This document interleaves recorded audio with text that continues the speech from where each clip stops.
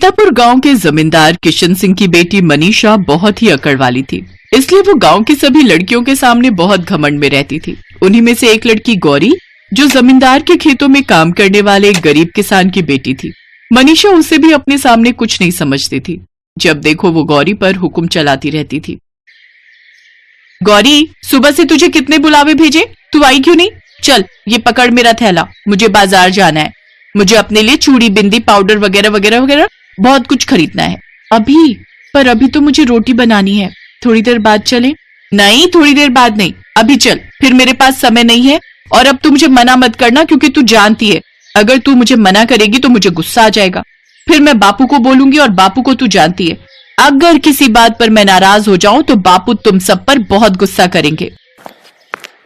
गौरी बिटिया, रोटी मैं बना लूंगी, जा तू इसके साथ चली जा। बेकार में कभी जमींदार साहब गुस्सा करे। पर माँ, तुम अभी अभी खेत से काम करके आई हो, तुम भी तो थकी हुई हो। कोई बात नहीं बिटिया, तू इसे जानती है कि ये कैसी है। अगर इसने तेरी शिकायत जमींदार साहब से कर दी तो वो सारा गुस्सा मेरे ऊपर और तेरे बापू के ऊपर निकाल देंगे। ठीक है माँ, पर मैं जल्दी आने की कोशिश करूंगी। ज्यादा काम मत करना, तुम आराम कर लेना।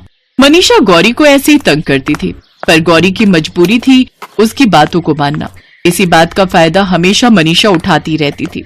मनीषा, हम बहुत देर से बाजार निकले हुए हैं, घर चले अब, माँ इंतजार कर रही होगी। रुक, अभी तो आए हैं, मुझे वो सामने की दुकान से अपने लिए झुमके लेने हैं। भैया, ये झुमके कैसे दिए? 30 रुपए जोड़ी है। एक काम करो, ये वाला और वो दोनों भी, ये सारे कर दो। देख गौरी, ये झुमका मुझ पर कैसा लग रहा है? बहुत सुंदर लग रहा है मनीषा, ले लो, तुम पर बहुत अच्छा लगेगा। वो तो लगेगा ही, इस पर कहने वाली कोई बात नहीं है। आखिर गांव के जमींदार की बेटी हूँ, मुझ पर सब कुछ अच्छा लगता है। तुझे पता है बापू ने मेरी शादी के लिए बहुत कुछ सोचा हुआ है। शादी से याद आया, कल मुझे लड़के वाले देखने के लिए आ रहे हैं।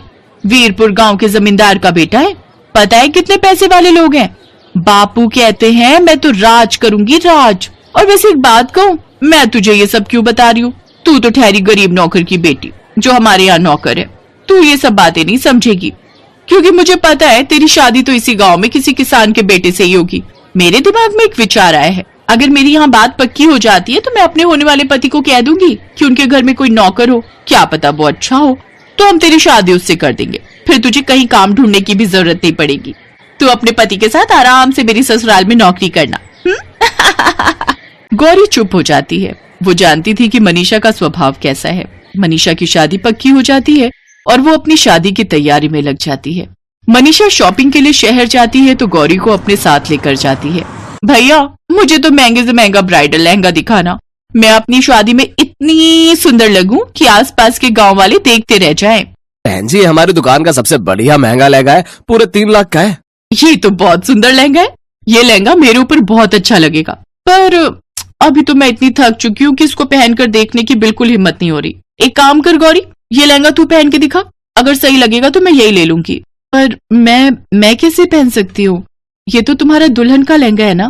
तो मैं कौन सा तुझे ये कह रही हूँ कि ये तेरा दुल्हन का लहंगा है? मैं जानती हूँ ये मेरा दुल्हन का लहंगा है। वैसे भी तुझ जैसी गरीब का ये ब्राइडल लहंगा हो भी नहीं सकता।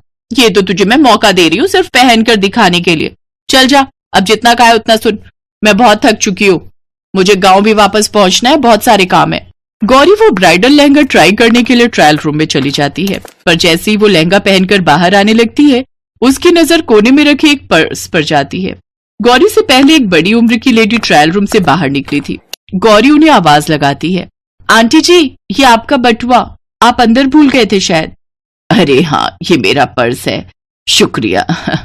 उम्र के साथ साथ याददाश्त भी कमजोर होती जा रही है। वो तो मेरी बड़ी बहू है जो मुझे यहाँ जबरदस्ती दुकान पर ले आई, वरना मैं बहुत कम निकलती हूँ। तुम्हारा क्या नाम है बिटिया? जी, मेरा नाम गौरी है। अच्छा, तो अपनी शादी का लहंगा पसंद करने आई हो। ये लहंगा तुम पर बहुत सुंदर लग रहा है।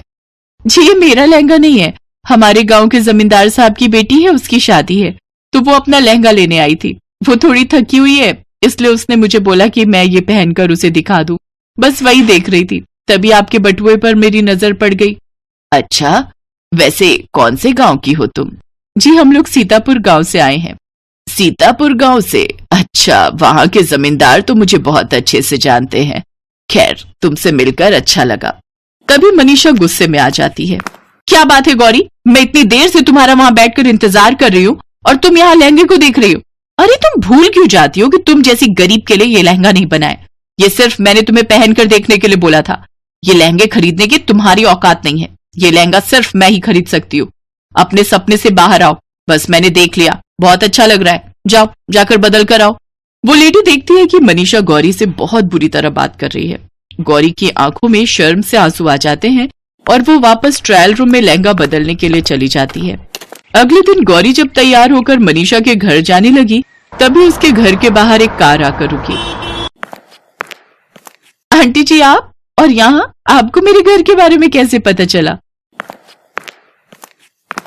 माँ, ये कल मुझे शहर में जिस दुकान से मनीषा ने लहंगा लिया ना, वहां मिली थी। नमस्ते। कल गौरी से मिलने के बाद मैं इसे भूल ही नहीं पाई। घर जाकर मैंने अपने बड़े बेटा बहू और छोटे बेटे से इस बारे में बात की। बहन जी, भाई साहब, मैं गौरी को अपने घर की बहू बनाना चाहती हूँ। मैं अपने छोटे बेटे राघव के लिए आपकी बेटी गौरी का हाथ मांगती हूँ। गौरी के माता पिता की खुशी का ठिकाना नहीं था। शहर के इतने बड़े अमीर खानदान से उनकी बेटी गौरी का रिश्ता आया था। राघव को भी गौरी बहुत पसंद आती है और यकीनन गौरी देखने में सुंदर भी बहुत थी, मानो कीचड़ में कमल। राघव और गौरी का रिश्ता तय हो जाता है। मनीषा की शादी के तुरंत बाद ही गौरी की भी शादी थी। मनीषा अपने पति के साथ उसकी शादी अटेंड करने आई थी। आओ मनीषा, अपनी सहेली से नहीं मिलोगी? देखो कैसा लग रहा है हमारी बहू का लहंगा। पूरे 5 लाख का है। तुम्हारा कितने का था? जी मेरा इससे कम का था, 3 लाख का। अच्छा आंटी जी, मुझे ना मेरे हस्बैंड बुला रहे हैं, हम लोग बस निकलने ही लगे थे। मनीषा का मुंह उस समय देखने वाला था। आज उसे सही सबक मिला था। कहते हैं व्यक्ति की किस्मत कब पलट जाए कोई नहीं जानता। हमारी जिंदगी में जो हम सोचते हैं वैसा बिल्कुल नहीं होता। सब कुछ हमारी सोच के विपरीत होता है, जैसा गौरी के साथ हुआ। जिस ब्राइडल लहंगे को पहनने की उसने जीवन में कामना भी नहीं की थी, उसके अच्छे कर्मों के कारण आज उस ब्राइडल लहंगे के साथ साथ ढेरों ऐशो आराम के सुख, अच्छा पति, अच्छा ससुराल, सब कुछ उसकी अच्छी किस्मत के कारण उसे मिल गया था। सूरजपुर नाम का एक गांव था जहां पर कोमल नाम की एक लड़की रहा करती थी। कोमल का स्वभाव उसके नाम की तरह ही कोमल था। वो हर किसी की मदद करती और हर किसी से प्यार से बात करती। कोमल की माँ उसके बचपन में ही गुजर गई थी, जिसके बाद कोमल के पिताजी ने दूसरी शादी की। कोमल की सौतेली माँ सीमा बहुत कठोर दिल की थी। वो कोमल को हरदम मारती और डांटती रहती थी और उससे घर का सारा काम कराती, लेकिन अपनी असली बेटी प्रिया को बिल्कुल रानी की तरह रखती। कोमल के पिता कमाने के लिए शहर गए थे, इसीलिए सीमा और प्रिया दोनों कोमल पर हुक्म चलाया करती थी।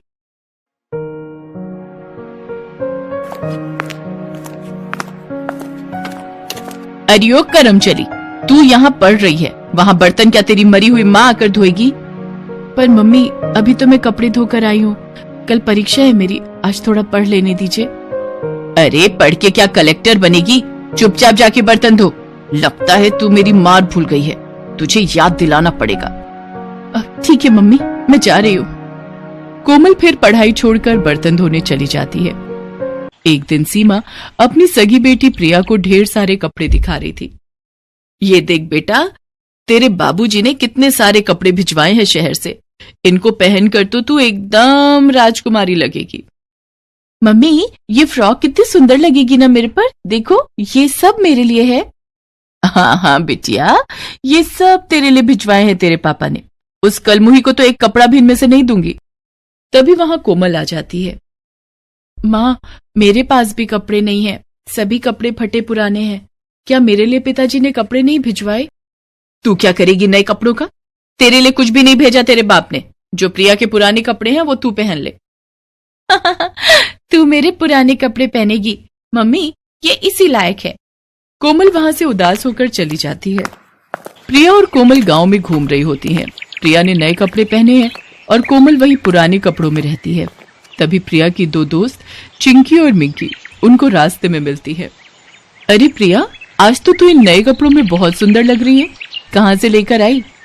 ये मेरे पिताजी ने शहर से मेरे लिए कपड़े भिजवाए हैं। कोमल, तेरे लिए शहर से तेरे पापा ने कुछ नहीं भेजा? इससे कोई प्यार ही नहीं करता, इसीलिए इसके पापा ने कुछ नहीं भेजा। वही मैले पुराने कपड़े पहनकर घूमती रहती है, इसीलिए तो कोई इससे बात नहीं करता। आज मेरा जन्मदिन है तो हमने घर पर पार्टी रखी है। प्रिया तुझे भी आना है और कोमल तू भी आ जाना। अरे तू इससे क्यों बुला रही है? ये ऐसे ही फटे पुराने कपड़ों में आ जाएगी, इसके पास तो कपड़े भी नहीं है। अरे मैं तो इसलिए इसे बुला रही हूँ कि आखिर में कोई बर्तन धोने और सफाई के लिए भी तो चाहिए। ये बोलकर सारी लड़कियां कोमल पर हंसने लगती हैं। कोमल को ये बात बहुत बुरी लगती है। कोमल उदास मन से अपने घर की तरफ जा रही होती है। तभी वो देखती है कि एक जादूगर उसी रास्ते से गुजर रहा होता है। उस जादूगर के हाथ में एक पिंजरा था जिसमें सुंदर सी चिड़िया कैद होती है और वो चिड़िया पिंजरे में बहुत उदास बैठी होती है। उस चिड़िया को देख कोमल को बहुत बुरा लगता है। अरे ये चिड़िया कितनी उदास लग रही है, जरूर इस जादूगर ने इसे कैद में रखा है, इसीलिए ये उदास है। मुझे इसकी मदद करनी चाहिए। फिर कोमल उस जादूगर के पीछे पीछे चलने लगती है ताकि जादूगर का एक बार भी पिंजरे से ध्यान हटे और वो उस चिड़िया को आजाद कर दे। तभी थोड़ी देर बाद चलते चलते जादूगर थक जाता है और वो पानी पीने के लिए एक जगह रुकता है। वो चिड़िया के पिंजरे को नीचे रखकर वहीं पास में लगे कल से पानी पीने लगता है। ये मौका देखकर कोमल फट से जाकर उस चिड़िया के पिंजरे को उठाकर वहां से भाग जाती है। जादूगर भी कोमल को पिंजरा लेकर भागते हुए देख लेता है और वो कोमल के पीछे पीछे भागने लगता है। अरे ओ लड़की, मेरा पिंजरा वापस दे, कहाँ भाग रही है? ओए ओए रुक जा। पर कोमल उसकी एक नहीं सुनती और वहां से भाग निकलती है और एक सुरक्षित जगह पर पहुंच जाती है। जब वो देखती है कि अब जादूगर उसके पीछे नहीं है, तब वो पिंजरा खोल देती है और चिड़िया को आजाद कर देती है। चिड़िया पिंजरे से आजाद होने के बाद एक बहुत ही खूबसूरत परी में बदल जाती है। उस परी को देखकर कोमल डर जाती है। कोमल को डरा हुआ देख परी बोलती है, अरे बेटा डरो मत, मैं तुमको नुकसान नहीं पहुंचाऊंगी। तुम कौन हो? मैं एक परी हूँ। मुझे उस जादूगर ने अपने जादू से एक चिड़िया बना दिया और इस पिंजरे में कैद कर लिया था, लेकिन तुमने मुझे आकर उस जादूगर की कैद से छुड़ा लिया। तभी वहां जादूगर पहुंच जाता है। अरे ओ लड़की, तेरी हिम्मत कैसे हुई इस पिंजरे को लेकर भागने की? चल मेरा पिंजरा वापस दे। नहीं नहीं, ये पिंजरा इसे मत देना, वरना ये फिर मुझे इसमें कैद कर लेगा। तू मानेगी मेरी बात या नहीं? तू जानती है मैं कितना खतरनाक हूँ। चुपचाप इस पिंजरे को मेरे हवाले कर दे, वरना तुझे अपने जादू से पत्थर का बना दूंगा। अरे जाओ, तुम खतरनाक कम नौटंकी वाले ज्यादा लग रहे हो। नौटंकी? तू जानती नहीं है अभी मेरी शक्तियों को। मैं एक पल में पत्थर को पानी और पानी को पत्थर कर सकता हूँ। अच्छा तो जरा ये सामने रखे हुए पत्थर को शीशा करके दिखाओ, तब मैं मानू तुमको। फिर जादूगर अपनी जादू की छड़ी घुमाता है और सामने रखे पत्थर को वो एक पल में शीशा बना देता है। देखा लड़की, और कोई सबूत चाहिए तुझे? चल अब फटाफट मेरा पिंजरा मुझे वापस कर। नहीं अभी नहीं, ऐसा जादू तो हर छोटा मोटा जादूगर कर लेता है। मैं तो तुमको तभी मानूंगी जब तुम इस शीशे को तोता बना दो। अच्छा तो ये ले। जादूगर अपने सामने रखे शीशे की तरफ छड़ी घुमाता है और उस शीशे पर जादूगर का ही चेहरा आ रहा था और छड़ी घुमाते ही वो जादू उस शीशे से रिफ्लेक्ट होकर जादूगर पर पड़ जाता है, जिससे वो जादूगर खुद तोता बन जाता है। तभी कोमल भागते हुए जाती है और जादूगर को उसी के पिंजरे में पकड़कर बंद कर देती है और वो पिंजरा उस परी को सौंप देती है। अरे वाह, तुमने तो बहुत चतुराई और आसानी से इस जादूगर को हरा दिया। अब ये जादूगर किसी को भी परेशान नहीं करेगा। और तुमने जो आज मुझ पर इतना बड़ा उपकार किया है, मैं इसको कभी नहीं भूलूंगी। इसीलिए तुम मुझे अपनी कोई भी एक ख्वाहिश बताओ, मैं वो पूरी कर दूंगी। मेरे पास कोई अच्छे कपड़े नहीं है, इसीलिए मेरा कोई दोस्त भी नहीं है। आप मुझे क्या एक अच्छा कपड़ा दे दोगी? बस एक कपड़ा? अभी रुको। तभी वो परी एक चुटकी बजाती है और एक सुंदर सा गाउन सामने आ जाता है। वो गाउन इतना सुंदर होता है कि उसे देखने के बाद कोमल की आंखें उससे हट ही नहीं रही थी। ये लो, ये गाउन अब से तुम्हारा है। और ये कोई मामूली गाउन नहीं है, ये एक जादुई गाउन है। अगर तुम इसे पहनोगी तो सभी लोग तुम्हारी तरफ ही आकर्षित होंगे और सब तुमसे दोस्ती करना चाहेंगे। और ये गाउन हमेशा साफ ही रहेगा, ये कभी गंदा नहीं होगा। और तुम जो भी रंग मन में सोचोगी, ये गाउन उसी रंग का हो जाएगा। बस तुमको ये मंत्र बोलना पड़ेगा कि सुन गाउन, मैं चाहूं कि इस रंग का बन जा तू, और ये हमेशा तुम्हारी मदद भी करता रहेगा। तुम जो भी कहोगी, ये गाउन वो सारे काम चुटकियों में कर देगा। बस तुमको एक बात का ध्यान रखना है, ये गाउन सिर्फ तब तक ही साफ और जादुई रहेगा जब तक तुम्हारा मन साफ होगा। अगर तुम्हारे मन में छल कपट और लालच आ जाएगा तब इसकी शक्तियां उसी दिन चली जाएंगी। ये लो, अब तुम इसे रख लो। चलो अब मैं भी चलती हूँ। वो गाउन कोमल को देकर परी वहां से उड़कर चली जाती है। कोमल भी परी की बात मान लेती है और वो गाउन लेकर घर आ जाती है। कोमल वो गाउन को हाथ में लिए निहार रही होती है और मन में सोचती है, क्या जो वो परी बोल रही थी वो सच है? क्या ये सच में कोई जादुई गाउन है? एक बार इसे पहन कर देखती हूँ। फिर कोमल वो गाउन पहनने चली जाती है। फिर थोड़ी देर बाद वो गाउन पहनकर कमरे में आती है और शीशे के आगे खड़ी हो जाती है और वो अपने आप को शीशे में देखकर दंग रह जाती है। कोमल वो गाउन पहनने के बाद एक परी की तरह लग रही थी। ऐसा लग रहा था कि उससे ज्यादा सुंदर और कोई है ही नहीं इस दुनिया में। सच में उस गाउन में ऐसा जादू था जो एक आम लड़की को परी बना दे रहा था। अरे वाह, मैं कितनी अच्छी लग रही हूँ इस गाउन में। अच्छा, उस परी ने तो ये भी कहा था कि मैं जो भी बोलूंगी ये गाउन उसी रंग का हो जाएगा। एक बार ये भी करके देखती हूँ। सुन गाउन, मैं चाहूं कि नीले रंग का बन जा तू। कोमल आंखें बंद करके ये मंत्र बोलती है और जब वो आंखें खोलती है तो देखती है कि वो लाल रंग का गाउन नीले रंग में बदल चुका है। वो ये देखकर अचंभित हो जाती है। फिर वो खुशी के मारे झूमने लगती है। उसी दिन कोमल वो गाउन पहनकर मिकी के जन्मदिन में जाती है। कोमल में अब एक आत्मविश्वास आ गया था। उसे पता था कि आज वो उस गाउन में सबसे सुंदर लग रही थी। तभी वहां सारी लड़कियां कोमल को देखकर चौंक जाती हैं। उनकी नजरें कोमल से हटती ही नहीं है। प्रिया को छोड़ वो सारी लड़कियां कोमल के पास आ जाती हैं। अरे कोमल, आज तो तू बहुत सुंदर लग रही है। हाँ कोमल, आज तो तू इस गाउन में किसी परी से कम नहीं लग रही है। तू आज हमारे साथ आकर बैठ जा। पर ये सब कोमल की सौतेली बहन प्रिया को बर्दाश्त नहीं होता। प्रिया से ज्यादा लोग कोमल की तारीफ कर रहे हैं और उससे बातें कर रहे हैं। धीरे धीरे उस जादुई गाउन की वजह से कोमल का सारा काम आसान हो गया। जो भी उसकी सौतेली माँ उसको काम देती, वो सारे काम कोमल अपने जादुई गाउन के जादू से चुटकियों में कर देती। अब कोमल हर रोज गाउन पहनकर अपनी सहेलियों से मिला करती थी। हर रोज वो गाउन का रंग बदलती और पहनती। इस तरह कोमल अब अपनी जिंदगी आराम और सुकून से बिताने लगी। उस जादुई गाउन ने कोमल की जिंदगी बदल दी। इस कहानी से सीख मिलती है कि अगर आप बहादुर हैं, मेहनती हैं और आपका दिल साफ है तो भगवान भी आपकी मदद करेंगे। Best buddies. Hello friends, Thanks for watching this video.